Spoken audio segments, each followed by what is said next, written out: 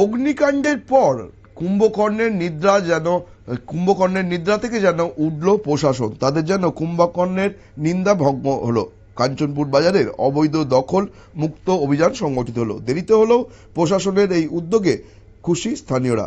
মঙ্গলবার রাতে কাঞ্চনপুর বাজারের চিপাগলি এলাকায় ভয়াবহ অগ্নিকাণ্ডের ঘটনা ঘটে। এই অগ্নিকাণ্ডের ফলে দুটো বাংলা মদের দোকান সম্পূর্ণভাবে পুড়ে ছাই হয়ে যায়। আগুন নেভাতে ঘটনাস্থলে পৌঁছয় কাঞ্চনপুর অগ্নি নির্বাপক দপ্তরের কর্মীরা। তবে গলির ভেতর অবৈধ দখল এবং সংকীর্ণ রাস্তার কারণে দমকলের গাড়ি প্রবেশ করতে চরম সমস্যায় পড়তে হয়। এই বিষয়ে দীর্ঘ প্রচেষ্টার পর অবশেষে গলির ভেতরে প্রবেশ করতে সক্ষম হন দমকল কর্মীরা এবং তারপর আগুন নিয়ন্ত্রণে আনেন।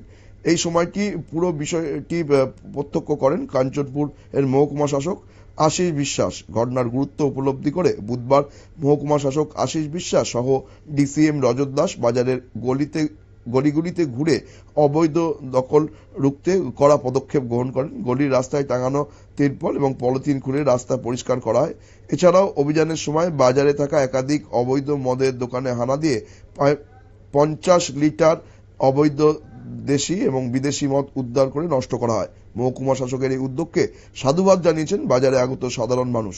এলাকাবাসীর একাংশের অভিযোগ, এই ধরনের অভিযান পরিচালনার দায়িত্ব মূলত কাঞ্চনপুর থানার পুলিশের হলেও বাস্তবে তা কার্যকর হয়েছে মহকুমা শাসকের সরাসরি হস্তক্ষেপে।